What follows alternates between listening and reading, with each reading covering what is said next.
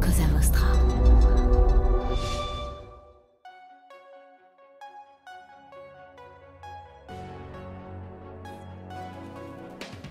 À une époque où on demande aux médias de s'engager de plus en plus sur des bilans carbone clean, sur une préhension RSE extrêmement forte et importante, faire de la vidéo, est-ce bien éthique ? Est-ce bien green ? Donc c'est un espèce un peu de paradoxe assez fou dans le fait de durer, encore une fois.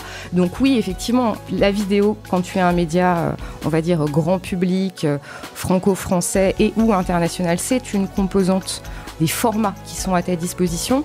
Te dire que tout doit être vidéo, non, certainement pas.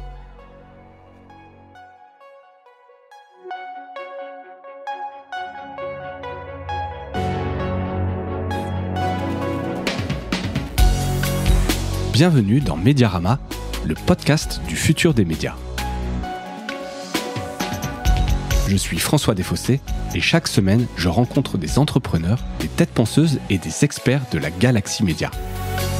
Ce podcast est proposé par Cosa Vostra, agence de conseil tech et créative.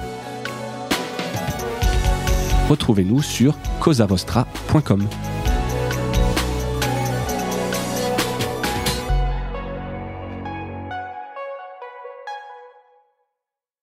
Bonjour à toutes et à tous et bienvenue dans ce nouvel épisode de Mediarama. J'ai le plaisir de recevoir aujourd'hui Anne de Quinclin, directrice adjointe des environnements numériques chez France Média Monde. Anne, bonjour et merci d'avoir accepté l'invitation. Hello François. Donc France Média Monde, on en a déjà parlé mais je n'ai jamais reçu un invité de France Média Monde, donc ça fait plaisir et que ce soit avec toi en plus, qu'on puisse un peu découvrir ce que vous faites là-bas parce qu'il y a un peu d'actualité, il y a plein de choses. Et puis donc avec toi je disais qu'il y a un parcours riche entre médias, écrits et télé. Donc on va parler aujourd'hui de télévision, évidemment. C'est quand même un peu le cœur d'activité de France Télévisions. Non. Ce lapsus. France Média Monde, mais on parlera probablement aussi de France Télévisions, de radio, de local et d'international, mais aussi le rayonnement et la protection de l'information. Alors d'abord, quelques mots, on va revenir un peu sur ton parcours.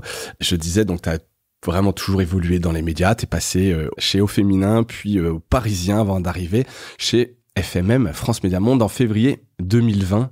Déjà 4 ans et demi, ça passe vite. Ça passe extrêmement vite et pour la petite histoire, je suis arrivée et 3 semaines après, on était confinés. Donc je pense que j'ai fait l'onboarding le plus rapide du monde. Ouais, c'est ça. Hop, et tu retournes chez toi, quoi. Voilà, c'était un peu ça. Et donc découverte effectivement d'un groupe, d'une activité, emborder des gens à distance. Enfin, ça a été une expérience assez riche et assez folle. Et mine de rien, on l'a fait. Oui, exactement. Et avant qu'on parle vraiment de France Média Monde, Au Féminin, au Parisien, tu avais notamment lancé les activités télé. Donc c'est quand même quelque chose que tu... Non, je ris parce que tu me parles d'activité télé. Ouais, et c'est vrai que quand je suis arrivée alors déjà au Féminin, on faisait pas de la télé, on faisait du numérique. Ouais. Et au Parisien, c'est vrai que je me suis jamais positionnée en disant hey, on va faire de la télé. Je suis toujours arrivée avec ce prisme de dire on va faire des images qui bougent à destination de public numérique. Donc c'est vrai que la connotation télé me fait... C'est le mot en lui-même, télé. Ouais, je trouve télévision. Ça... C'est un petit côté, tu vois, patrimonial, super élégant et en même temps qui a un tel poids. Et qui est toujours très présent chez France Média Monde, on en parlera, le broadcast, etc. C'est quand même des choses qui sont importantes et dont voilà, tu peux pas faire table rase. En tout cas, de ce terme-là, comme tu l'as dit, patrimonial est très important. Donc je le disais, tu as évolué dans des environnements très variés, donc souvent ouverts à la vidéo. Avec cette expérience, première question, est-ce qu'un média qui ne fait pas de vidéo peut espérer durer ? Alors, je connais un peu la réponse, j'imagine, mais voilà, quelle est la place, l'importance de la vidéo globalement avant qu'on entre un peu dans le vif du sujet? Disons que tout dépend de ce que tu qualifies de média. Donc, une question, à quel média tu penses dans un premier temps, quel public tu vises. Et quand je parle de public, je te parle pas forcément que d'âge. Quelle zone géographique, quel accès à la donnée. C'est vrai que nous, on est en France, on a de la 5G, on est assez biaisé là-dessus. Ouais, on a l'impression que c'est accessible partout, tout le temps. Il n'y a pas de barrière. Exactement. Et c'est vrai que là-dessus, l'international, côté France Média Monde, permet de prendre cette perspective et de sortir aussi de ses biais. Parce qu'on est quand même des machines à penser et des machines à réponse. La question aussi de se dire... Encore une fois, c'est quoi ton modèle économique ? Même si aujourd'hui, faire de la vidéo, ça coûte moins cher. Et je dis moins cher par rapport à l'expérience que j'avais chez Au Féminin en ça date déjà, où effectivement le coût de production de vidéo de 2007 vs le coût de production de 2024 n'a rien à voir, mais il y a quand même une vision héroïste. Donc derrière, tu tires le fil du modèle économique, comment tu finances ta vidéo, et puis surtout, tu as choisi un très joli mot dans cette question qui est la question de durée. Alors tu sais que j'ai un amour profond pour les mots, et c'est un vrai sujet pour les médias, cette capacité à durer dans le temps, et ça, sans faire d'anglicisme, ça renvoie à cette logique de sustainability, de ta durabilité de produits, de projets, de cette configuration qui te permet d'assurer ta longévité dans une société qui bouge plus vite que toi. Ouais. Et c'est vrai que là-dessus, oui, la vidéo, c'est un média et un médium surtout essentiel pour répondre à des usages, et on le voit sur les audiences de YouTube qui sont toujours assez extraordinaires et qui se développent. On a vu aussi les principales innovations au niveau du numérique arriver avec le sous-titrage, tout ce qu'on voit sur l'IA, la transformation des contenus vidéo, pour le pire et parfois aussi pour le meilleur. Oui, il y a quand même des belles choses. Mais en même temps, moi, ça me pose toujours cette question, pardon, c'est du « et en même temps », mais c'est comment faire en sorte, à une époque où on demande aux médias de s'engager de plus en plus sur des bilans carbone clean, sur une préhension RSE extrêmement forte et importante, faire de la vidéo, tout dépend de ton poids de vidéo, mais faire de la vidéo, est-ce bien éthique? Est-ce bien green? Donc, c'est un espèce un peu de paradoxe assez fou dans le fait de durer, encore une fois. Donc, oui, effectivement, la vidéo, quand tu es un média, on va dire, grand public, franco-français et ou international, c'est une composante des formats qui sont à ta disposition. Te dire que tout doit être vidéo, non, certainement pas. Et c'est d'ailleurs un biais. Il y a plein de contre-exemples de médias qui marchent très bien sans faire de la vidéo. D'où la question, à quel média penses-tu? Et puis, on a eu aussi ce biais au début de la vidéo de dire que tout doit être vidéo et qu'en fait, non, tout ne doit pas être vidéo parce que la vidéo, encore une fois, c'est un coût, c'est une écriture et c'est une manière de penser différente et complémentaire de celle d'un podcast, t'es bien placé pour le savoir, ou de celle de faire une super enquête. Oui, mais c'est vrai qu'il y a eu cette espèce de rush vidéo et puis on dit aujourd'hui c'est les vidéos courtes et si tu veux toucher des nouvelles audiences, des jeunes, c'est sur les réseaux sociaux, c'est de la vidéo courte, verticale, etc. T'as quand même l'impression qu'aujourd'hui, si tu fais pas de vidéo, t'es dans une niche, dans un coin, quelque part, c'est pas évident. Alors que j'ai évidemment plein de contre-exemples de médias qui réussissent très bien sans faire de vidéo, et heureusement, et qu'il y a plein d'autres temps et d'autres manières, mais t'as l'impression que voilà, un média qui fait pas de vidéo, t'as l'impression que c'est un truc à cocher un peu dans la checklist un peu du bon média que tu voudrais lancer, quoi. Oui, et ça dépend aussi de ta raison d'être. Encore une fois, faire de la vidéo, aujourd'hui, c'est difficile de s'en passer. Maintenant, c'est quoi ton public? Quels sont tes objectifs? Et pourquoi tu le fais? Typiquement, sur le fait de faire de la vidéo aujourd'hui, si tu rentres que sur un prisme éditorial, un prisme de plateforme, c'est un peu court, jeune homme. L'audience, bien évidemment, l'aspérité de monétisation, c'est essentiel. Nous, le sujet vidéo, et notamment le sujet des vidéos sociales, c'est aussi l'opportunité, l'endroit et notre mission de service public d'aller lutter contre la désinformation. On va pas se leurrer, on a des audiences sociales qui sont majeures. C'est également, bien évidemment, un carrefour d'audience important pour des populations plus jeunes et ou qui ne vont pas consulter nos offres numériques classiques en site ou en application.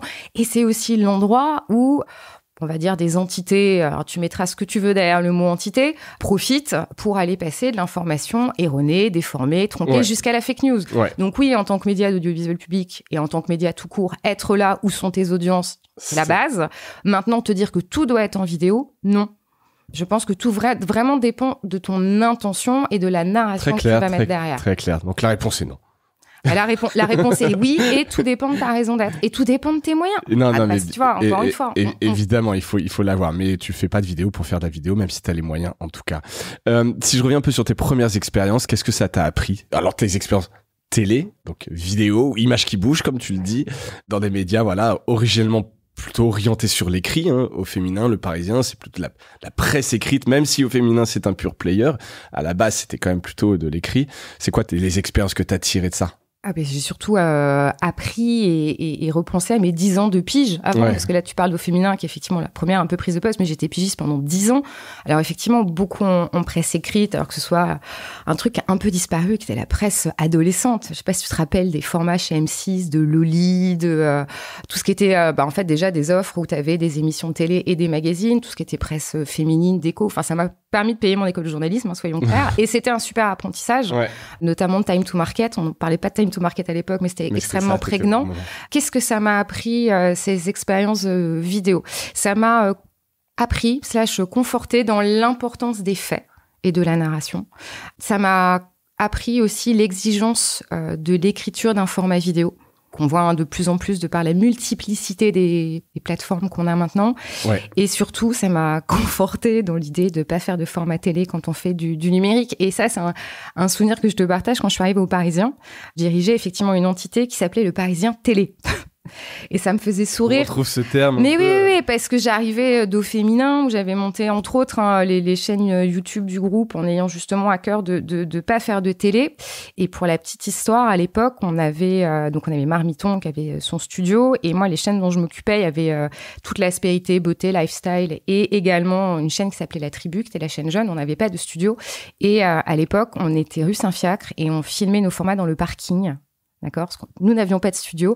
Et je me rappelle assez précisément, tu vois, je ferme les yeux, j'ai l'image, qu'on avait des galères, parce que bien évidemment, on ne tournait pas le matin, parce que les gens arrivaient, que chaque fois, la porte du garage s'ouvrait, donc tu avais la lumière et tout. Donc voilà, moi, j'ai appris effectivement à faire de la vidéo à la cave. Et j'ai appris plein de choses, être agile, être débrouillarde. Et c'est vrai qu'un truc qu'on avait identifié avec l'équipe assez rapidement, c'était que on arrivait, nous, avec cette super culture d'Au Féminin. Enfin, on s'en souvient assez peu, hein, j'ai l'impression d'être un dinosaure du web, mais Au Féminin à l'époque, c'était quand même the place to be, c'était déjà un média international, c'était du 100% numérique où il n'y avait pas de silo entre les rédaction. Oui, tout le monde marchait un peu dans la même direction. Tout le monde allait ensemble. Un produit très clair, etc. Il n'y avait pas plusieurs... Ouais, et puis si tu veux des équipes... silos, je pense qu'on reparlera tout à l'heure de silos. Oui, mais en fait, j'ai souvent cette phrase de dire qu'on avait cette chance en tant que journaliste de travailler sur les genoux des devs. Ouais. En tout consentement, bien évidemment. Mais voilà, on était sur les mêmes benches, en fait. Ouais.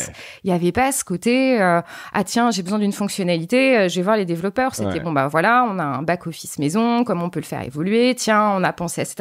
Et en fait, on le faisait de manière naturelle. Ouais. Et tu vois, aujourd'hui, en 2024, je réalise la chance que j'ai eue de vivre ça. Parce que je pense que... Moi, je suis journaliste à la base. Donc, effectivement, j'ai ce prisme technologique et cette curiosité native, mais c'est lié aussi à ça. C'est que j'ai jamais eu peur d'aller poser une question technique, même si ça peut faire peur parce que tu maîtrises pas l'exercice. Mais toujours est-il qu'effectivement, l'apprentissage et la conscience qu'on a eue en lançant ces chaînes YouTube d'Au Féminin, c'est de se dire, on a cette culture, cette image, cette force d'être au féminin, mais on n'a pas forcément les codes. Donc assez rapidement, il y a eu cette volonté de faire un peu de reverse mentoring et de se dire qu'est-ce qu'on peut apprendre des gens qui sont déjà sur la plateforme, donc les fameux YouTubeurs. Et c'est vrai qu'encore une fois, la chance d'avoir bossé avec une Natou, avec une Andy Raconte, avec une Enjoy Phoenix, avec un Jérémy Nadeau. Bon bah tu vois, juste ces noms-là, aujourd'hui, ils font effectivement de la série, ils ont développé leur marque. Ils sont passés tous déjà dans un autre truc encore plus gros. Ils sont tous passés dans un niveau et moi je les ai eus, ils sortaient de leur chambre en fait. Ouais. Donc tu vois, j'ai vu ce passage-là. Enfin, on a quand même réalisé Au Féminin, donc effectivement, broadcaster, on a réalisé une web-série. C'était pas dans notre culture, mais en apprenant avec eux, on a pu aller sur ces formats d'entertainment et on a appris en marchant et vitesse aussi grand V, en essayant de faire les choses du mieux qu'on pouvait avec, pour le coup, des KPI qui étaient très identifiés. Donc voilà, il y a eu cette logique de qu'est-ce qu'on apprend des gens qui sont déjà là et qu'est-ce que nous, on peut leur apporter en tant que média bien implanté. Le Parisien, l'enjeu était différent parce que c'est une rédaction print qui est magnifique. Tout le monde me dit « Ah, mais t'es complètement fan du Parisien ». Oui, je suis fan de la rédaction du Parisien. Et la vidéo, à la base, l'entité, donc le Parisien TV, c'était avant tout une entité de montage. À l'époque, on avait déjà il y avait une équipe de JRI qui faisait ces sujets. Cette l'équipe du Parisien TV était davantage là pour monter. Puis on avait des équipes dans les locales du Parisien qui nous envoyaient leurs rushs.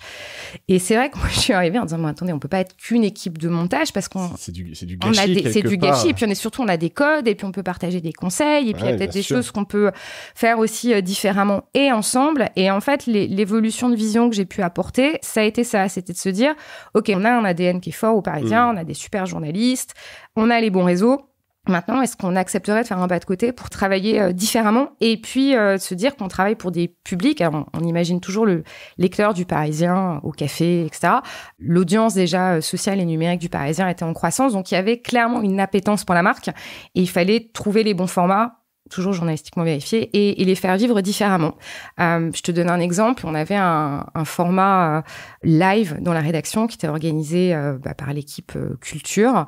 Et c'est vrai qu'à la base, c'était un peu un événement de service. Et donc, on est parti de quelque chose qui existait pour en faire un événement, alors à l'époque à Saint-Ouen et puis après au 10 Grenelle, de live ouvert à destination de nos publics. Ouais. Puis après, on en a fait un format où un des journalistes faisait une interview en direct sur les réseaux. Puis après, on s'est dit, tiens, si on allait récupérer les verbatims et les questions des utilisateurs pour en faire aussi un autre format.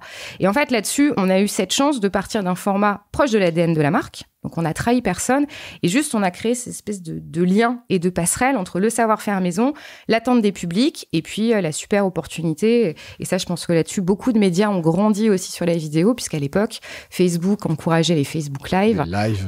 Finançait des studios aussi. Ou finançait du matériel. Ouais. Et ça nous a aussi permis de grandir dans cet apprentissage. D'images qui bougent. D'images qui bougent. Et donc aujourd'hui, est-ce que tu as rejoint donc une maison où il y a nativement de la télévision, là, le terme est bon, hein, de France 24 notamment, un peu le vaisseau amiral des marques du groupe. Est-ce qu'il y a des différences, donc est-ce qu'il y a des synergies dans ce que tu fais aujourd'hui, sachant que tu as donc une maison nativement avec une histoire dans la télévision très forte? Déjà, quand tu arrives dans un média broadcaster télé dont c'est le job, tu as une expertise, une compétence, des moyens, enfin des gens dont c'est techniquement parlant, des workflows dont c'est le métier. Hein, on ne s'improvise pas expert. Donc déjà, ça, c'est une espèce de chance extraordinaire. Je me rappelle, mon premier studio était un parking. Donc déjà, tu arrives, tu fais « Waouh, incroyable !» Il y a des studios. Il y a des vraies caméras. Et puis, il y a un... Ça, c'est le côté un peu sympa. Il y a un langage visuel qui est super maîtrisé. Enfin, je veux dire, France 24, et c'est vrai aussi pour RFI côté radio, pardon, c'est des experts métiers. Et ça, c'est quand même une vraie chance. Donc déjà, quand toi, tu arrives d'un média print qui a dû apprendre en faisant, en marchant, et où effectivement, on faisait d'abord du papier. Souvent, j'ai pu entendre, au pire, ça ira sur le numérique. La variante étant, on va faire une petite vidéo. Je me rappelle qu'au Parisien, j'avais un tableau dans mon bureau et j'avais mis « Il n'y a pas de petite vidéo comme il n'y a pas de petit contenu ». Cette logique de mettre petit partout me questionne. Ouais, ça a été une mode à un moment. Tu veux pas prendre de risques, quoi. C'est ça. Tu vas mettre sur les réseaux, enfin sur le site. Voilà. Pas de risque. Et effectivement, la chance qu'on a bien souvent, c'est que et les usages et les technologies évoluant beaucoup plus vite que les organisations, ça fait évoluer tout le reste quand même assez rapidement.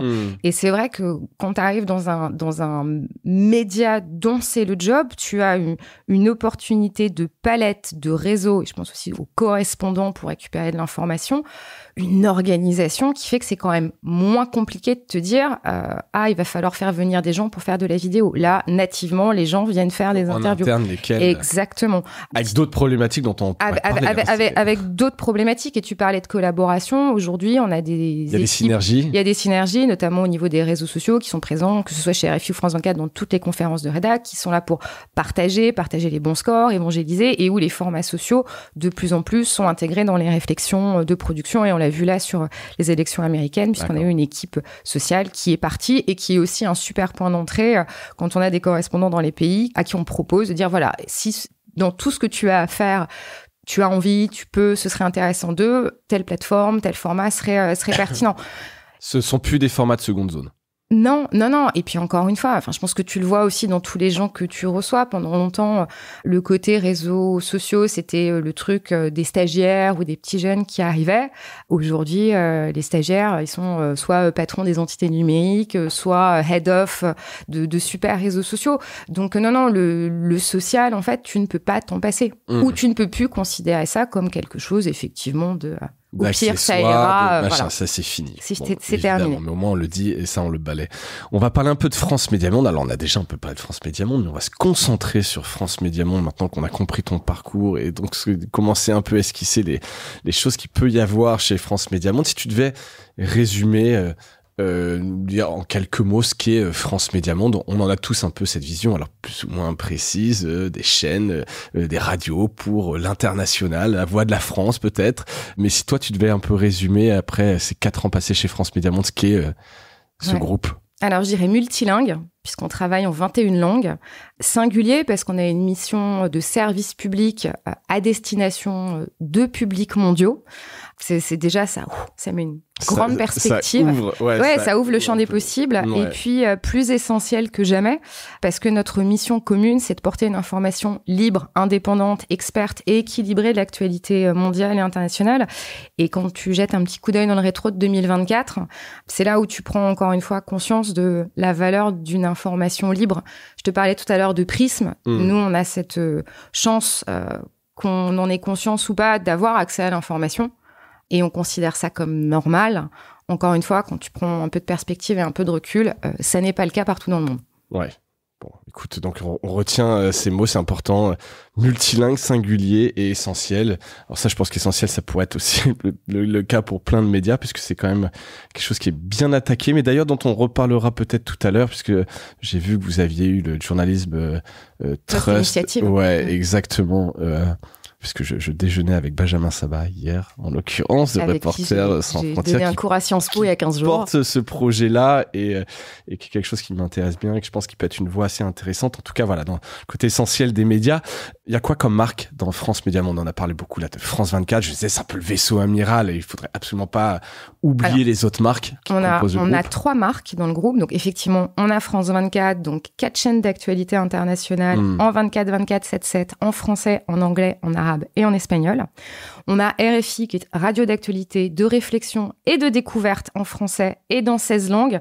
Tu me donnes le temps de les citer parce que c'est assez impressionnant. C'est important et puis c'est votre ADN. Et puis, c'est dommage de passer à côté. Et puis surtout, ça donne aussi de la perspective. Donc on a l'anglais. Tu les connais par cœur? Ne me piège pas. On a l'anglais, le brésilien, le chinois, le créole haïtien, l'espagnol, le fulfulde, l'haoussa, le khmer, le kiswahili, le mandinkan, le persan, le portugais, le roumain, le russe, l'ukrainien et le vietnamien. Je découvre des langues. Je ne sais pas si je suis le seul sur Vidéama, mais je découvre des langues. Et puis on a MCD, qui est Monte Carlo Doualaya, qui est une radio généraliste. Une deuxième radio universelle et laïque en langue arabe, qui émet donc depuis Paris et dont le cœur de cible est davantage au Proche et au Moyen-Orient, là où France 24 va avoir un positionnement davantage sur le Maghreb. D'accord. Donc il y a aussi des répartitions un peu géographiques au-delà des lignes. Ouais, complètement. Éditoriales. Donc ça, c'est un peu les maisons mères, les vaisseaux amiraux. Ouais. Et puis, il y a 2 offres numériques bien identifiées au sein du groupe. Donc, on a Enter, qui est un peu la petite dernière, qui est une offre multilingue en 9 langues, qui est une offre sociale, 100% vidéo. On en parlait en introduction, à destination des jeunes Européens, alors qui existent en français, en anglais, en allemand, en polonais, en portugais, en roumain, en bulgare et en néerlandais. Depuis 2024, elle est aussi en slovaque et en hongrois. Et cette offre, en fait, c'est le fruit d'une collaboration avec différents médias de l'audiovisuel public et pas que internationaux. Et en partenariat de ce projet, on travaille avec la Deutsche Welle, qui est un peu notre homologue allemand. Et c'est une des offres je crois que c'est le premier projet sur lequel j'ai travaillé en arrivant chez France Média Monde. Vous aviez déjà travaillé avec Deutsche Welle, je crois. Je me souviens sur Info Migrant. On travaille régulièrement avec Deutsche Welle. Donc justement, tu parles d'Info Migrant, c'est la seconde offre full numérique, multilingue également. Donc elle est en français, en anglais, en arabe, en dari, en pashtou et en bengali. Et elle est effectivement à destination des populations en migration dans le monde. Et qui les aide dans leur migration. Oui, avec des canaux WhatsApp, exactement. etc. Et là-dessus, on travaille et avec Deutsche Welle et avec les Italiens de ENSA. Et ce sont 2 projets qui sont aussi cofinancés par la Commission européenne. D'accord. Voilà. Et pardon, je reviens une seconde sur Enter. Donc là, pour le coup, j'avoue, je n'avais pas entendu parler. C'est gratuit? Tout est gratuit. Tout est gratuit. Hein. Tout est gratuit. C'est vrai que là-dessus, on l'oublie souvent, mais toutes les productions de toutes les marques, dans toutes les langues de France Média Monde sont gratuites, accessibles à tous, partout, puisqu'on a une stratégie d'hyper-distribution. Donc, tu peux retrouver tous nos contenus, quelle que soit la plateforme, WhatsApp, Instagram, Facebook, nos sites, bien évidemment, nos offres, Twitter, etc. Nous, notre enjeu, c'est de faire en sorte, et c'est un gros enjeu du numérique, c'est de faire en sorte que les offres et les productions éditoriales soient accessibles à tous, partout dans le monde, dans les meilleures conditions. D'accord. Et sur Enter, tu as quelques chiffres ou c'est comment vous mesurez un peu le succès? Tu dis une offre multilingue, 100% vidéo, 100% social, c'est quoi? Vous avez des objectifs de fans, d'abonnés? Alors, on a déjà un premier objectif qui est un objectif de collaboration. T'imagines 9 langues, autant de gens. Là-dessus, je suis pas la meilleure personne pour t'en parler. C'est Ségolène Alémondou qui porte le projet et qui est la rédac chef. Moi, je peux te donner un peu la vision de ce projet quand je suis arrivée dessus. C'était comment faire en sorte, effectivement, de pouvoir avoir une espèce de parole et de conscience des jeunes qui habitent en Europe. Alors c'est vrai, quand on parle de jeunes qui vivent en Europe, on pense assez rapidement, alors tout dépend de ton âge, tu vas me dire, à l'auberge espagnole et à cette génération Erasmus, sauf qu'en Europe, tu n'as pas que des gens qui ont fait Erasmus et pouvoir justement cibler et s'adresser à ces populations qui peuvent être en défiance par rapport à ce que représente l'Europe. dans cette espèce de vision un peu politique de ce qu'est l'Europe et pas dans ce qui nous lie. C'était un peu l'enjeu de ce projet, qui est donc effectivement un projet qui grandit, dont les audiences sociales sont de fait grandissent de par aussi les partenaires qui nous rejoignent, et qui a fait aussi un truc intéressant, qui a fait un shift assez ancré, et ça correspond super bien à la rédaction et à ce que porte Ségolène, en allant sur davantage de sujets sociétaux propres aux réseaux sociaux. Et tu retrouves en fait aussi un lien de bienveillance et d'altérité, puisque ces productions ou ces sujets, quand ils vont être traités sur Enter et qu'il va y avoir une résonance chez France 24, vont faire aussi l'objet d'interviews de journalistes d'Enter, de partage d'informations. D'accord. Donc si tu veux, on essaye de créer, et les rédactions là-dessus, c'est aussi au cœur de réflexion, ce lien d'altérité, de dire, ok, ce sujet sur Enter, mais il résonne chez France 24, comment faire en sorte de pouvoir le valoriser et le mettre en avant. Et ça, pardon, concrètement, qui fait ce job de mise un peu en relation et dire, attends, sinon il y a tel papier. C'est les rédactions. C'est les rédactions dans les conférences de rédaction aussi. Exactement. Et puis Ségolène est une ancienne de France 24. D'accord. Et France 24. Donc elle a encore déjà... un peu voix, bien sûr. Voix au chapitre. De toute façon, on est tous au même endroit. On est tous à Issy-les-Moulineaux. Les gens se voient, les gens se parlent. Hein. Ouais. Ouais. Donc, voilà, après, c'est pas parce que tu es sur place que les gens se parlent. Enfin, tu vois ce que vrai. je veux dire. Oui, non, mais bien sûr. Il peut y avoir encore ce truc de dire, voilà, en fait, moi, ça m'intéresse pas ce que vous faites sur les réseaux sociaux, j'en sais rien. Non, moi, c'est le broadcast. Non, pas du tout. Et en fait, je ne vois rien, tous ces projets-là. Ah non. Il y a une vraie visibilité sur ce qui est fait, et il y a une vraie réflexion de se dire que ces productions sont valorisées et à valoriser. Et à valoriser, quoi. On ne touche pas les mêmes publics. Ouais, le public d'Enter et pas forcément le public de France 24. Non. Et donc, pas les mêmes sujets, donc ça peut être intéressant d'essayer de comprendre. Et c'est pas parce qu'un sujet a pu être traité sur Enter qu'il peut pas trouver sa place également sur France 24 en termes de résonance, de ton, de patte. Oui. Et c'est ça qui nous rend riches, en fait. C'est vraiment ça qui nous rend riches. Ok, écoute, Enter, on ira voir ça. Voilà. Tu parlais d'Issy-les-Moulineaux, c'est donc là où est le siège. Oui. Est-ce que vous êtes ailleurs? Parce que on a parlé de couverture géographique, tu as parlé de 16 langues pour RFI. Comment ça se passe, l'organisation? Tu disais qu'il y avait une équipe qui était partie aux US pour suivre les élections, en l'occurrence. Voilà, donc en termes d'implantation et d'organisation. Donc effectivement, le siège de France Média Monde, c'est Issy-les-Moulineaux. C'est le pont d'après de France Télévisions. Ouais. Voilà. Et après, il y a eu une réflexion au niveau du groupe, justement, de favoriser la localisation des rédactions des langues étrangères là où sont les bassins de diffusion. Et ça, c'est une réflexion profonde chez France Média Monde. Donc, il y a différents lieux où sont installées les rédactions. Donc, en Afrique, il y a 3 pôles régionaux. Donc, la rédaction de RFI en Hausa, elle est basée à Lagos, au Nigeria. La rédaction de RFI en Kiswahili, elle est à Nairobi, donc au Kenya. Et la rédaction de RFI en Mandinkan et en Fulfulde, elle est basée à Dakar, donc au Sénégal. Donc, ça, c'est pour la partie en Afrique. En Europe, on a la rédaction de RFI en roumain, en ukrainien et une partie des équipes d'Enter en roumain qui sont basées à Bucarest, donc en Roumanie.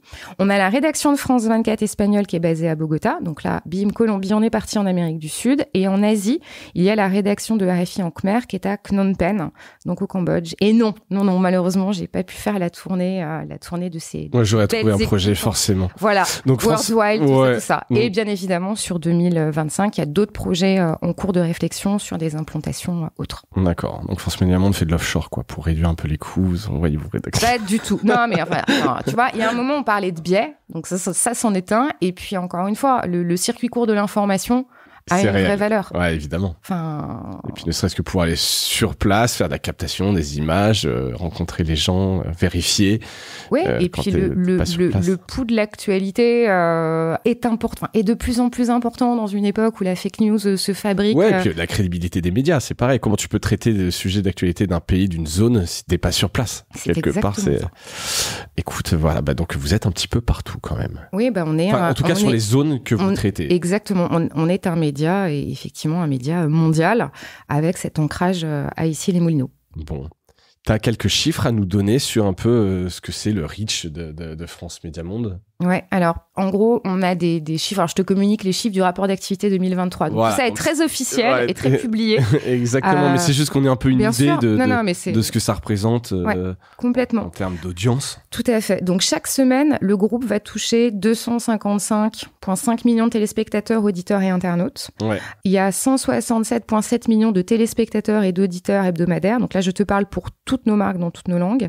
87,8 millions d'utilisateurs hebdomadaires sur les des environnements numériques. Donc ça, c'est un peu plus la partie à laquelle je contribue.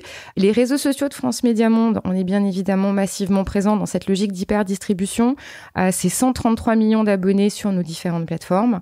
Et en 2023, toujours, parce que ça, c'est un indicateur qu'on suit, nous, beaucoup côté numérique, c'est 3,7 milliards de vidéos et de sons qui ont été lancés sur le numérique. Et là, pareil, sur vos environnements. Cross-platform. Donc, nos environnements. Et les réseaux, les etc. Exactement. Tous les reportings que vous pouvez avoir. Ça commence à faire un peu des beaux chiffres quand même. 3,7 milliards. Ouais, en 2023. Et puis, ce sont des choses, si tu veux, où là, je prends ma casquette parce que je suis effectivement directrice adjointe du numérique et je suis directrice du produit, où les équipes produits et développement suivent avec beaucoup d'attention toutes les améliorations continues qu'on peut faire sur ces sujets, parce que pour le coup, c'est vraiment le son, la vidéo, nos cœurs de métier, avec cet ADN et ces particularismes propres à RFI, à France 24 et à MCD. Donc, c'est vraiment un dénominateur très important dans nos feuilles de route où on a beaucoup d'attention et de soin sur ces sujets-là. C'est votre KPI star. Alors, c'est pas notre North Star métrique, je te vois venir. Mais effectivement, et si tu veux, c'est des choses où on a clairement des actions. On peut avoir des actions claires côté produit. Ok. Écoute, avant qu'on parle un peu de l'ADN justement et de ton rôle là, le rôle, la mission je sais même pas si on l'a vraiment dit au début, de France Médias Monde, c'est un peu spécifique. C'est quoi? Est-ce que je parlais un peu de la voix de la France? Alors on est, tu vois, et là il peut y avoir des fantasmes un petit peu sur parce qu'on a vu, tu vois, des chaînes comme Russia Today, tu vois, de chaque pays, t'as l'impression il y a la BBC. Alors évidemment en fonction du régime, en fonction etc. C'est plus ou moins du financement, c'est toujours plus ou moins libre, etc. Qu'est-ce qui anime les journalistes pour aller travailler chez France Médias Monde? C'est quoi la mission de France Médias Monde? Alors, on a publié notre raison d'être en début d'année. Vous l'aviez jamais fait? Est-ce qu'on l'avait jamais fait? Je pense qu'elle était très clairement imprimée, partagée, mais c'est toujours cette culture de l'interne, tu vois, où les gens savent. Ouais. Et elle était aussi présente sur notre site institutionnel. Et là, pas sur le site public. Ouais, donc là, elle a été publiée sur le site, sur les sites. Tu me poses une colle, là. Attendez. Non, mais savoir, est-ce que c'est vrai que c'est quelque chose justement dont on parle beaucoup, publier un manifeste, la proposition éditoriale, pourquoi on fait ça, etc. C'est vrai que quand on le demande souvent, les gens se disent, bon, bah voilà, je le sais, en fait, j'ai pas besoin de l'écrire, je l'ai en tête, tu vois, le rédacteur en chef ou le directeur de la publication peut se dire, mais c'est vrai que des fois, l'écrire, la poser, c'est important. Alors, je pense que ça passe toujours mieux quand on pose les choses, parce que ça permet de se rappeler des choses. Exactement. Donc, tu m'as posé une colle, mais non, tout va bien. En fait, on a toujours, comme tous les autres médias, sur nos sites, cette fameuse rubrique « Qui sommes-nous et qu'est-ce qu'on fait ?» avec en plus à chaque fois pour nos marques, donc et par marque, toujours cette petite particularité, un peu une espèce de rappel chronologique de où on part et où on va, et qu'est-ce qu'on fait et pourquoi on le fait. Et à côté de ça, il y a eu aussi un vrai travail la raison d'être, c'est quand même, c'est comme le RSE, hein, c'est quand même, on en parle quand même depuis 2023 et 2024. Donc en fait, cette raison d'être qui résume un peu ces valeurs de l'entreprise a effectivement été remise en avant sur le nouveau site institutionnel de France Médias Monde. Qu'est-ce qui fait que les gens travaillent chez France Médias Monde? Alors, je vais te dire je vais répondre à mon niveau. Oui, tu n'étais pas la représentante non plus de tous les journalistes. Je pense et puis je ne suis pas journaliste chez France Médias Monde, c'est mon métier de base, mais c'est pas mon périmètre. Je pense pour les gens qui travaillent à l'ADN. Voilà, une volonté déjà d'être dans cette espèce de curiosité et d'altérité vis-à-vis de l'autre. Et ce côté, c'est peut-être un peu bête ce que je vais te partager, mais tu arrives au bureau le matin, déjà ça parle plusieurs langues autour de toi. Et le fait d'avoir effectivement, tout le monde, on a tous le français en base et en même temps, il y a forcément des personnes qui sont bilingues, trilingues, voire plus. Déjà, il y a cette espèce je sais pas, d'ambiance, d'atmosphère qui est assez particulière. Après, clairement, quand tu parles avec les journalistes, et encore une fois, je vais dire donc les journalistes avec qui j'ai parlé, quel que soit le support, et quand je parle de support, quelle que soit la marque, il y a une vraie volonté et une vraie bataille pour l'information libre, indépendante et équilibrée sur l'actualité mondiale. Alors, encore une fois, dit comme ça, tu vas me dire, oui, mais tout le monde dit ça. Et en même temps, comme on a je crois qu'il y a plus de 60 nationalités chez France Médias Monde, ça a un sens, tu vois. S'il y a un vrai sens à ça, on a beaucoup de journalistes qui viennent d'autres pays, donc on plus ou moins subit parfois de la pression ou autre. Donc, quand on parle d'information libre, c'est pas juste des mots. Et puis, concernant le numérique, il y a bien évidemment cette volonté d'accompagner et de soutenir les marques dans cette transformation perpétuelle qu'est le numérique, hein, parce que ça qui est bien, c'est que ça ne s'arrête jamais. Et nous, côté produit, il y a vraiment cette volonté de traduire un peu de manière simple la mission dont je te parlais tout à l'heure, qui est le fait de rendre accessible au plus grand nombre d'utilisateurs l'information, une information fiable et journalistiquement vérifiée. Et tu me parlais tout à l'heure du GTI. Typiquement, c'est quelque chose qu'on a fait apparaître sur nos sites. Parce qu'encore une fois... Journalist Trust Initiative. Voilà, cette logique de dire que label. Ce label, oui, aujourd'hui, on n'a pas trouvé mieux. Je t'avouerai.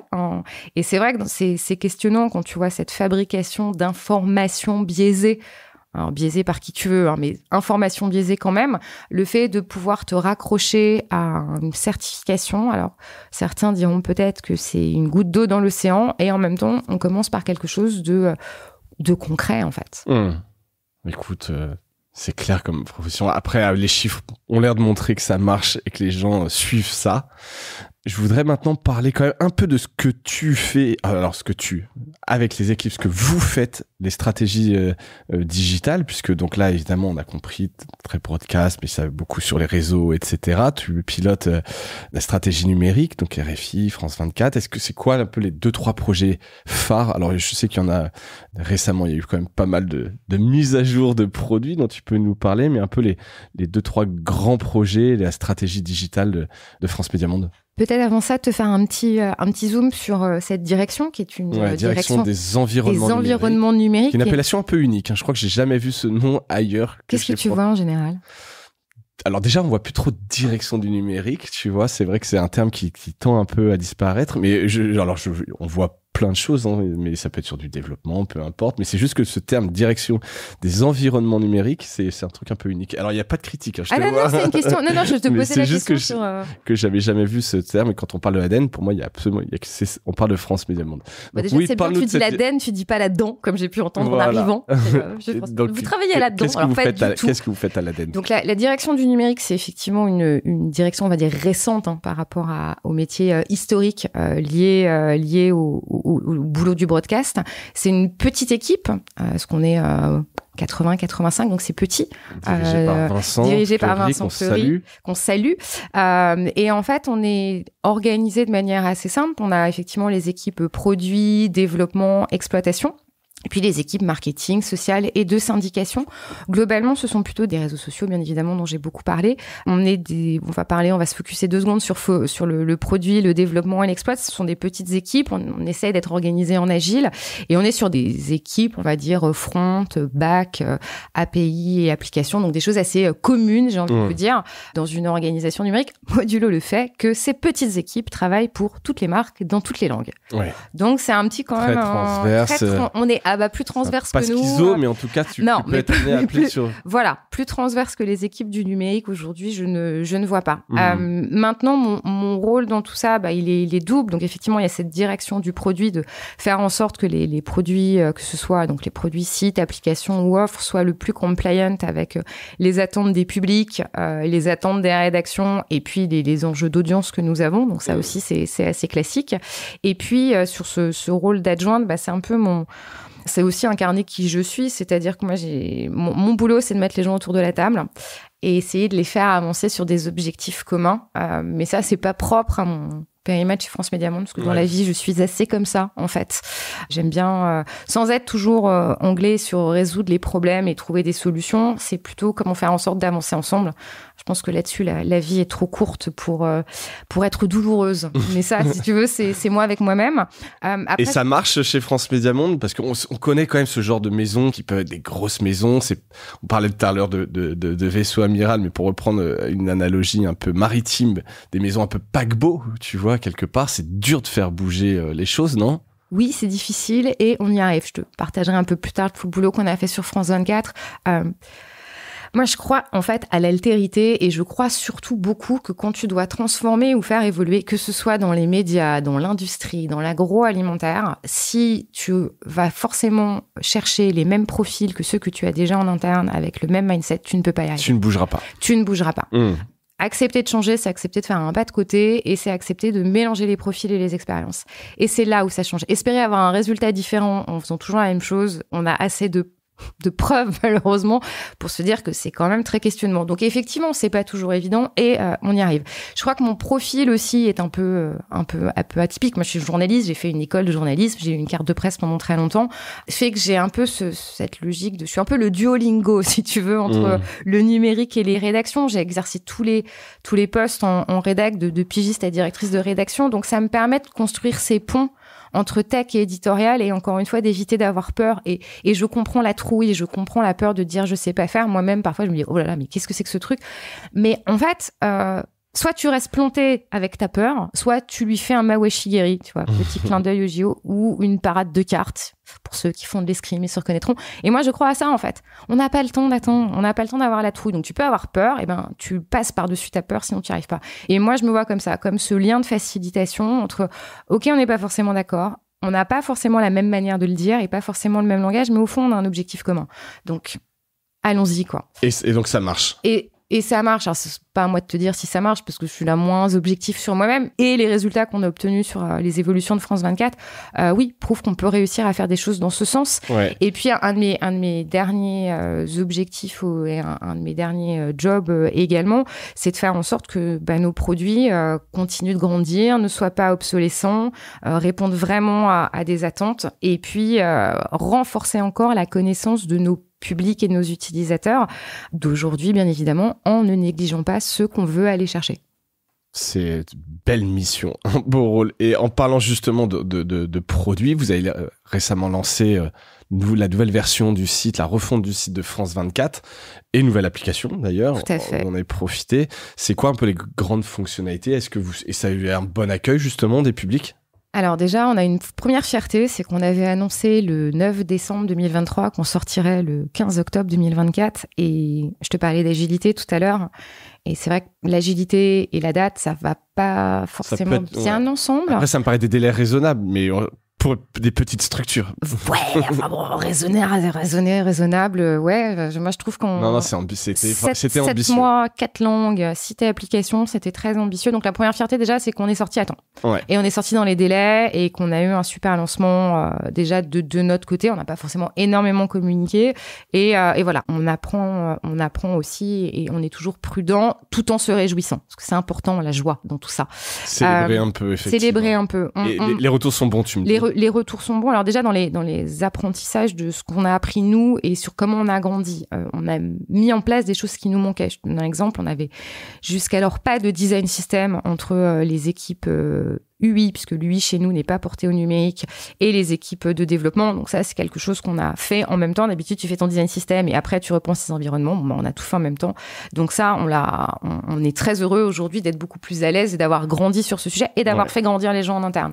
Et ça, c'est aussi une valeur qui est importante. 100% a été fait en interne. Ouais, tout à fait. Ça a été... Alors, bien évidemment, on a été accompagné. Parce qu'on n'a pas la prétention de savoir tout faire, mais globalement, on a tout fait in-house, comme on dit. On avait aussi, on a fait un énorme boulot avec les rédactions de France 24, toutes les rédactions, que ce soit la rédaction numérique, la rédaction broadcast, les équipes des magazines, pour justement partager pourquoi on faisait ça, pourquoi et pour qui, avec des objectifs de transparence d'offres éditoriales, de mise en valeur de l'actu chaude, puisque on a quand même cet ancrage chez France 24 de breaking, qui est importante, du fait de retenir les utilisateurs sporadiques. C'est pas un scoop, on sait que sur l'actualité, ton sujet, il a 72 heures de temps de vie, puis après, il va avoir une déperdition d'audience. Donc, comment faire en sorte que les gens qui viennent te consommer parce qu'ils ont aimé ton contenu puissent revenir. Et puis, bien évidemment, cette refonte de l'univers vidéo qui était nécessaire et important. Donc, si tu redécouvres les environnements de France 24, tu as effectivement un nouveau site, une nouvelle app. Alors, une de mes petites fiertés quand même, c'est qu'on a retravaillé, alors au-delà de repenser tout le design, toutes nos pages live, toutes nos pages articles, le broadcast, etc. On a retravaillé la homepage avec un défi qu'on s'est donné avec la rédaction. On le sait et on le connaît, nos audiences sur la homepage, c'est 19% du trafic. Donc, tu te dis de prime abord, je ne vais pas prioriser ce sujet parce que j'ai plein d'autres choses. On l'a volontairement mis dans la réflexion en prenant un pari avec la rédaction de se dire, pour vous, c'est comme une première de couve et c'est complètement intelligible. Comment on va faire en sorte ensemble que ça devienne un pouls? Je te parlais de pouls de l'actualité. Comment faire en sorte que ce soit matérialisé visuellement, qu'on ait ce lien broadcast et numérique, et comment on fait ça ensemble? Pas avec une vision produit et KPI, mais comment on fait ensemble et en conscience ce pari de se dire, on va réussir, on va faire augmenter l'audience de la homepage, on va engager les gens, on va travailler le cross-linking, mais on sait tous pourquoi on le fait. Et ça, c'est un vrai kiff dans la réflexion, puisque ça nous a permis déjà d'évoluer dans nos échanges avec la rédac, d'évoluer dans les pratiques éditoriales, de faire évoluer notre back-office, qui était un back-office lambda, maison aussi, vers un outil de publication.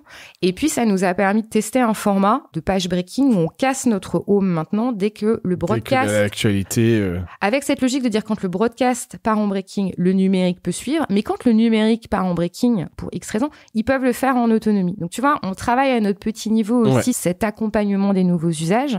Et puis, ce qui m'a quand même fait sourire, c'est de voir qu'au même moment, le New York Times et le Washington Post repensaient également leur homepage avec plus de blanc, une vraie valorisation des contenus, des pictos, enfin voilà, cette préhension de dire cette home qui effectivement n'est pas forcément le premier endroit par lequel les gens passent, puisque nous on nous trouve par les moteurs. Par le SEO. Il y a quand même cette petite, tu vois, ce lien, alors qu'encore une fois, c'est pas un KPI le lien parce que tu peux pas le mettre dans un tableur Excel, mais cette sensitivité, cette importance d'incarner aussi ta marque par ce travail-là. Ouais.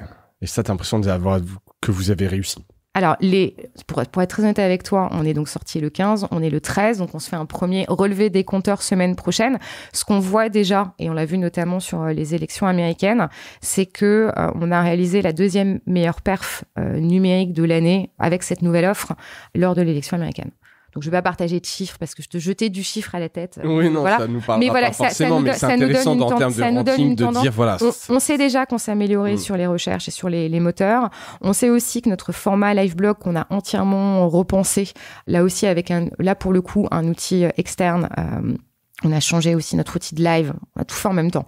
Voilà, a été pertinent, bien utilisé par les rédacs et génératif. Et on sait déjà qu'on a un taux d'engagement meilleur que ce qu'on avait jusqu'à maintenant. Ok. Bon, donc félicitations. Félicitations aux équipes surtout. Ouais. Et puis il y a un truc que je partage parce que j'entends souvent et j'en parle avec mes petits camarades dans plein de médias de se dire les refontes c'est toujours important, il faut que tout le monde soit aligné. Il y a un apprentissage que je tire et je suis contente de l'avoir fait, c'est toute la communication qu'on a faite, que ce soit à tous les stakeholders de la maison, toutes les parties prenantes, direction générale, gens qui font, on a communiqué énormément, toujours les mêmes documents, tout le monde voyait les mêmes choses, tu vois, t'avais pas cette préhension, ça c'est pour un tel, tout le monde a tout vu. Et puis, si tu me suis un petit peu sur LinkedIn, tu sais que j'ai une passion pour Taylor Swift, qui a été un peu le fil conducteur de mon année. Donc, j'ai monté un Eras Tour chez France Média Monde. Voilà, donc les équipes sont allées pitcher, on a fait, je sais pas, 15 ou 17 réunions où en fait, on avait en plus en plein travaux chez France Média Monde, nous n'avons plus de bureau, donc on a plus de salle. On a plus de salle, donc on a une petite roulante qui s'appelle Simone. Donc Simone, c'est un écran de télé, un pied, des roulettes et des chouquettes. Et donc, on a été présenté 17 ou 19 fois dans les rédactions. On a pitché au cœur des rédactions. On a raconté l'histoire. Ce que serait le nouveau site, pourquoi on le faisait, les magazines, les émissions, le news, le broadcast. Tout le monde a eu accès à la même présentation. D'accord. Et c'est en fait super... Très tôt, vous preniez des feedbacks, etc. Ou non, c'était plutôt, voilà, on avait déjà en amont fait des ateliers, etc. Alors, on vient vous montrer le produit. On a fait énormément d'ateliers, effectivement. Et en fait, tout au long du projet, on a communiqué aux différents étages de la maison. On a eu la chance, et ça, je la remercie d'avoir une Vanessa Burgraff, qui est la patronne de France 24, qui a été très engagée. Côté numérique, mon alter ego, Stéphane Bernstein, a été un super relais. Et puis, il y a des très, très bons journalistes qui ont joué le jeu côté France 24, et on a vraiment communiqué tout le temps. Et je vous dis, notre petit Eras Tour très modeste, on a fait 19 dates, ne nous emballons pas, mais c'était, encore une fois, je parle souvent de la joie et du kiff, mais tu vois, d'être honnête et de dire voilà pourquoi on le fait, on vous montre et on prend vos retours et on se rend compte, et je mets un visage sur un prénom. On est nombreux chez France Média Monde. Donc, tu vois, ce ton-là, voilà, c'est mon petit partage et mon petit... Et ça désamorce plein de choses, en tout cas. Oui. Mais oui, les gens s'appellent par leur prénom. Je sais que c'est logique, mais non, on part de loin. On part de loin sur ces métiers qui sont des gens qui sont très engagés dans ce qu'ils font, donc n'ont pas forcément beaucoup de temps pour lever la tête de leur périmètre. Donc ouais, ça c'est voilà pour tous ceux qui ont des refontes, grands projets transverses, un Eras Tour et des chouquettes, ça marche. C'est une bonne recette à retenir. Autre question sur France Média Monde, évidemment, il y a la réforme. Alors, j'imagine que tu vas pas me sortir des breaking news là-dessus, sur la réunification un peu des médias audiovisuels publics. A priori, France Média Monde en serait exclue, ce projet de réforme. Est-ce que vous avez des nouvelles? C'est quoi un peu l'ambiance? Est-ce que vous avez peur? Est-ce qu'on a peur? Alors, La France a peur. La France, non. Alors, concernant la réforme, je n'ai aucune information. Je suis comme tout le monde et comme tous les Français. Hein. Je pense que on est assez transparent. On voit ce qui se passe au fur et à mesure. On sait que les présidents de l'audiovisuel public sont beaucoup positionnés. Hein. Là-dessus, LCP, en plus, retransmet les choses. Donc, c'est très clair. Tout le monde se bat pour essayer de préserver effectivement un financement indépendant, en fait, de l'audiovisuel public. C'est-à-dire que, je rappelle, hein, nous ne sommes pas des médias d'État, nous sommes des médias d'audiovisuel public. Donc, on appartient à tous les Français, on appartient à tout le monde. Donc, c'est important de garder cette indépendance et donc, pour le moment, cette quote-part de la TVA sur laquelle on est financé jusqu'à la fin de l'année. Après, on attend. Est-ce qu'on a peur? Je te renvoie à mon allégorie de Mawa Shigeru. Qu'est-ce que tu veux qu'on fasse, en fait?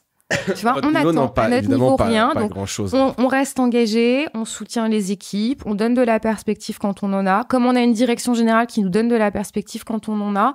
Et sur le reste, on verra bien. Et surtout, ça n'est pas dans nos mains. Non. Donc on n'est pas venu chercher ton avis, Anne, pour savoir si... De toute manière, je pense que mon avis n'aurait eu aucun poids. Donc non. Et là-dessus, on est très résilient. Donc on fait le maximum pour préserver les équipes, continuer de les engager, faire attention à eux et faire attention à nous aussi. Et si ça devait se faire, est-ce que vous parlez déjà ou collaborez avec des France Télévisions, etc. À quel point, je sais pas, tu connais tes homologues? Est-ce que vous avez des réunions? Alors je sais qu'il y a cette organisation dont j'ai oublié le nom, au niveau européen les médias francophones publics. Les médias francophones. C'est mondial. Hein. Enfin, c'est mondial. On a les Canadiens. Oui, c'est francophone, effectivement. Voilà, francophone. Alors, est-ce qu'on se connaît bien? Je vais te donner un exemple. Avec France Télévisions. Alors, avec France Télévisions, on se connaît bien. Côté direction du numérique, ceux avec qui on travaille le plus, c'est Radio France. Ouais. Moi, l'année dernière, j'ai mis en place un truc qui s'appelle la réunion du 38e pont. Alors, pourquoi 38 ponts? Parce qu'il y a 37 ponts à Paris et que, comme on est chacun d'un côté de la Seine, je trouvais jolie cette allégorie du pont entre nous.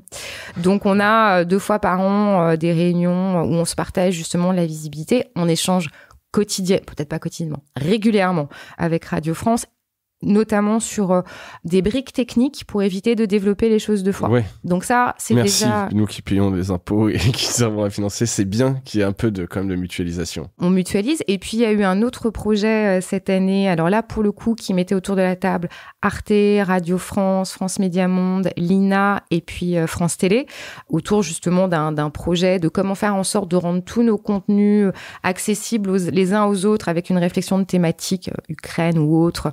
Tu cherches un sujet Ukraine, comment faire en sorte d'avoir accès à tout. Donc, qui a été présenté à toutes les présidences. Donc, ça nous a permis de encore mieux nous connaître. Et puis, au milieu de tout ça, il y a eu une dissolution. Donc, ce projet a été pour le moment décalé dans le temps. Postponé, quoi. Oui, et néanmoins, ça nous il existe, il est sur la table. Il est prêt, les équipes sont prêtes. Donc, non, ça, tu vois, c'est intéressant ce que tu dis parce que dans l'inconscient collectif, t'as un peu parfois l'impression que audiovisuel public, on claque du fric, on n'en a rien à... C'est faux. Vraiment, enfin, je le dis parce que t'as cette espèce de vision. Je crois qu'un des dénominateurs communs de gens qui font des appels d'offres, et comme moi, et typiquement quand on a besoin d'un prestataire, en produit ou en développement, on passe par la case appel d'offres, c'est encadré. C'est organisé, on fait des appels d'offres. Hein, je pense que je passe beaucoup de temps en réunion avec les achats. Tout est processé, tout est transparent. On fait des grilles d'analyse. Enfin,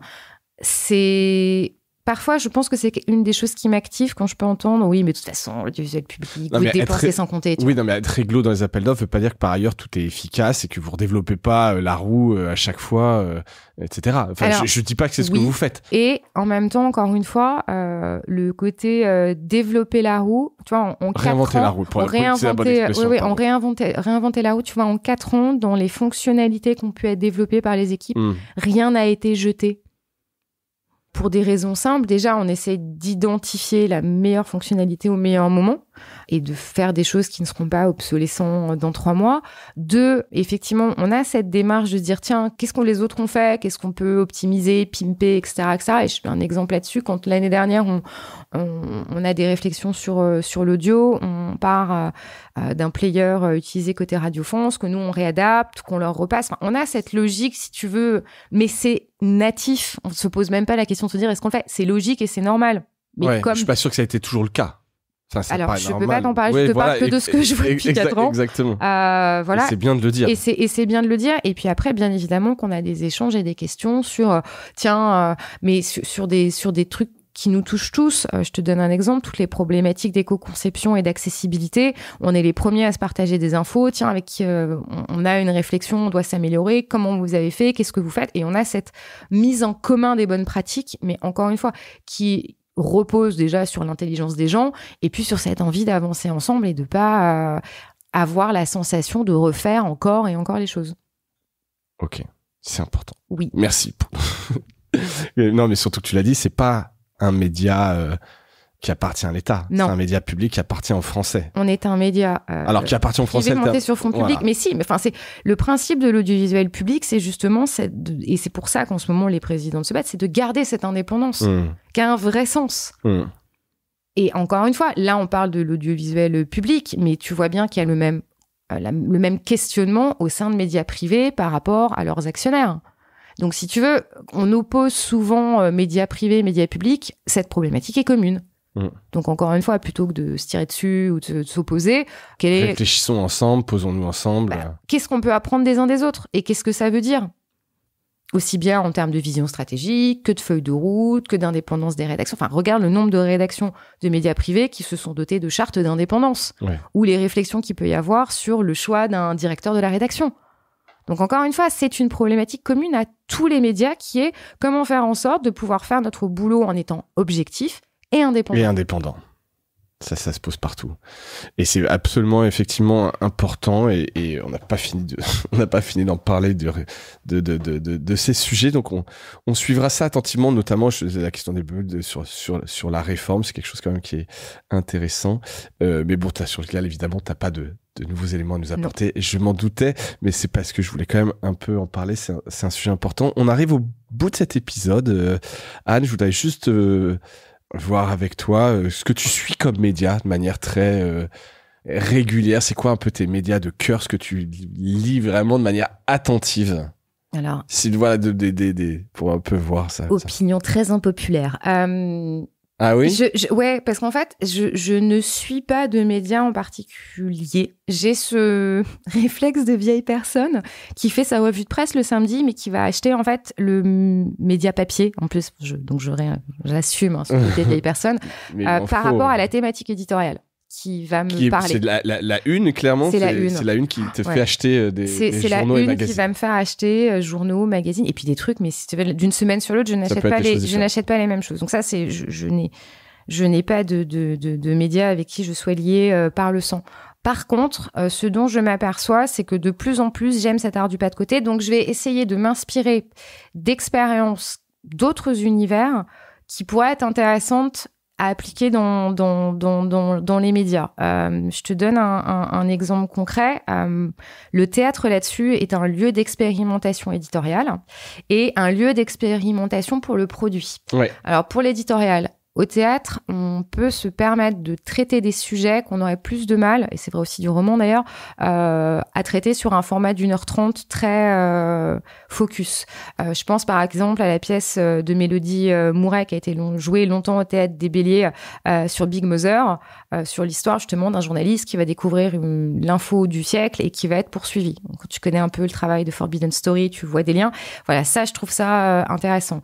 Je pense à des pièces sur l'écologie, la politique, Coupure, qui va revenir dans pas longtemps au théâtre. Voilà, ça, je trouve qu'il y a des manières de dire les choses et qui forcément, moi, derrière, vont me questionner et vont me faire tirer des fils invisibles que je suis toute seule à voir au départ et que je peux partager quand c'est un peu plus clair dans ma tête après. Le théâtre, c'est aussi intéressant pour le produit. Et moi, typiquement, les équipes produits, je les ai envoyées travailler leur manière de parler, de passer une information. Parce que tu sais, on dit souvent, les gens du numérique jargonnent. Et pour vous, c'est clair et c'est pas clair pour le public. Ouais. Or, au théâtre, tu joues pour un public. Donc, ils sont allés sur la scène du petit point virgule avec un metteur en scène qui connaît rien au numérique et rien au produit pour apprendre à avoir une posture et à passer une information. Et moi, en fait, je crois dans ces trucs-là. Je crois dans ces petits pas de côté et dans ces inspirations qui viennent pas de l'univers des médias. Déjà parce que je pense que ça te rend plus libre de pas... Moi, j'ai toujours peur du syndrome de la copie.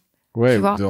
Oui, moins inspirant de rester tout le temps à faire la même chose et on fait la même chose. Se dire, le New York Times a fait ça, donc je vais faire ça, ou le Washington Post a fait ça, donc je vais faire ça. Mais est-ce qu'on a les mêmes publics? Est-ce qu'on a les mêmes enjeux? Est-ce qu'on a les mêmes moyens? Et est-ce qu'ils ont raison? Est-ce qu'ils le font bien ou pas, quoi. Donc moi, j'aime bien aller chercher des trucs dans les univers parallèles. Alors ça peut être effectivement beaucoup le théâtre, beaucoup les romans, beaucoup la photo, la vidéo. Je pense que mon téléphone est mon deuxième cerveau pour justement ne rien oublier. Il y a quand même un média qui, moi, et je me suis fait cette promesse à moi-même d'aller les voir en 2025, qui s'appelle Média Vivant. Alors, je sais que tu reçois énormément de gens. Je ne sais pas si tu les... Bien sûr, Alix. Voilà. Avec, en fait... Alix de Crécy, je l'ai reçu. Et qui va venir à Paris. Enfin, Média Vivant arrive à Paris. Donc, tu peux aller les voir je vais à Paris. Et à Marseille, parce que c'est quand même Et à sympa. Marseille, parce que c'est né là-bas. Voilà, avec ce principe qu'un journaliste raconte sur scène une enquête inédite pendant 1 heure face à un public. Et en fait, je trouve que dans une période où tu doutes de l'info, où la vision même de ce qu'est un journaliste peut être critiquée, maltraitée, malmenée, d'avoir le journaliste qui incarne qui il est, ce qu'il fait et l'histoire et te la partage les yeux dans les yeux. Voilà. Moi, c'est une vision du journalisme que je trouve tellement honnête. Non, mais j'essaie de voir la date. Mais donc non, mais t'as raison, c'est une très belle initiative. Puis ça rejoint ce que t'aimes, en plus le théâtre et les médias. Oui, et puis on part de faits. Ouais. On part de faits. Ça n'est ni transformé, ni mythifié. Et c'est face à face, quoi. On est face à face. Et tu sais, à un moment, petit rappel, au féminin, on avait beaucoup de forums. Et c'est vrai qu'on était un peu moqués parce que les forums, c'était considéré comme quelque chose de pas qualitatif. Je parle de ça bien avant les réseaux sociaux. Années, ouais. Et pourtant, sur ces forums, il y avait déjà ces logiques d'entraide. Il y avait déjà ces logiques de thématique. Il y avait déjà ces prémices sociaux. Et il y avait déjà des gens qui se disaient merci. Ouais. Et je pense que quand on a des journalistes qui, tu vois, prennent le temps de répondre à un commentaire, disent tiens, ta question est intéressante. Je pense que ce lien d'altérité, encore une fois, c'est peut-être moi qui suis complètement déconnectée de l'univers, mais je crois à ça. Je crois à l'altérité et à prendre le temps de dire les choses et de répondre. Et je pense que c'est vachement plus difficile. Mais encore une fois, c'est peut-être moi qui suis très naïve, vu l'époque dans laquelle on vit, d'être insultant et d'être méfiant ou d'être médisant face à quelqu'un quand tu le regardes dans les yeux. Non, c'est sûr. C'est sûr, plus il y a de distance, plus ça peut devenir agressif et les gens peuvent... Donc effectivement, quand tu regardes quelqu'un, c'est un peu différent et c'est tout le concept de média vivant. Donc merci pour cette reco. Et la dernière question, c'est plutôt est-ce que tu as un truc cool à nous faire découvrir? Oui. Qui peut n'avoir aucun rapport avec les médias, évidemment. C'est quelque chose que tu as vu, entendu. Je vais te et vous faire découvrir une bonne sœur. Alors, dit comme ça, vous dites, oh là, il est temps que ce podcast se termine. On arrive sur la fin, c'est n'importe quoi. En fait, j'ai découvert une femme qui s'appelle Corinna Kent. Elle est en ce moment exposée au Collège des Bernardins à Paris. Je crois que c'est jusqu'à fin décembre. Corinna Kent. Religieuse américaine. Et pourquoi je te et vous parle d'elle? C'est une femme qui est née en 1918, qui va rentrer dans les ordres religieux du Cœur Immaculé de Marie, bon, à Hollywood quand même. Okay. Mais anyway, elle rentre toute jeune dans les ordres et assez rapidement, elle va, au-delà de sa foi, décider d'enseigner. Et pour ça, elle va rentrer dans un établissement qui s'appelle Hart College de Los Angeles, où elle va rencontrer un mentor. Moi, le mentorat, c'est un truc qui est important en termes de valeur. Donc, c'est une sœur, une religieuse, qui s'appelle Magdalene Marie. Et ces deux femmes vont décider de monter un département d'art. Tu dis la religion, l'art, on est dans la liturgie. Eh ben, pas uniquement, parce qu'elles vont partir de ces textes, ces représentations religieuses, pour aller vers des choses beaucoup plus profondes et beaucoup plus populaires. Et typiquement, Corinna Kent va se mettre à faire de la lithographie, va s'inspirer de la publicité, va faire de la sérigraphie à partir d'images d'actualité, va faire des couves de médias. Tant et si bien qu'au-delà de ça, elle continue de former ses élèves et on va arriver les années 68, elle va se faire sortir de sa congrégation parce qu'elle prend un peu trop de place. Et elle en fait un peu trop. Ouais. Elle n'y retournera jamais, mais elle va continuer de créer jusqu'au bout. Et quand elle enseigne, elle met en place avec ses élèves des règles de bien créer ensemble et de bien vivre ensemble. Alors, là, je reviens aux aspérités produits, numériques, agiles, où on aime bien les règles d'équipe. Alors, c'est pas celle du Fight Club. Il y a 10 règles, en fait, que vous voyez exposées lors de cette expo et je te partage la numéro 6. Nothing is a mistake. There's no win and no fail. There's only make. Le faire, quoi. Le faire. Et tu me demandais tout à l'heure la logique de peur. On vit dans une époque de plus en plus instable qui peut générer la peur. Et quand t'as pas la main sur le truc plus grand que toi, la seule chose que tu puisses faire, c'est de faire ce que tu peux à ton niveau. Ouais. Et je crois à ça, à incarner cet exemple de dire ce sera pas parfait et j'ai fait ce que j'ai pu. La peur nous paralyse, mais justement, et un bon remède, c'est de faire. La peur peut être arrangeante et le meilleur remède à la peur, c'est la joie.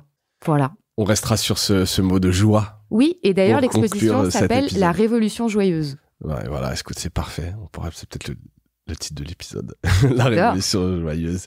Merci Anne pour cet échange riche, avec ses pas de côté. Tu t'en fais, mais tu l'as dit, c'est quelque chose qui te plaît et que tu assumes.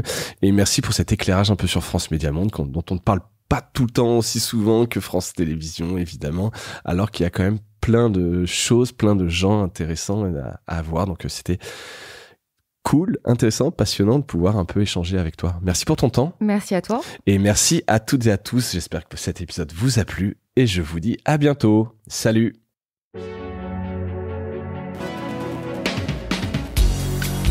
Voilà, Mediarama s'achève.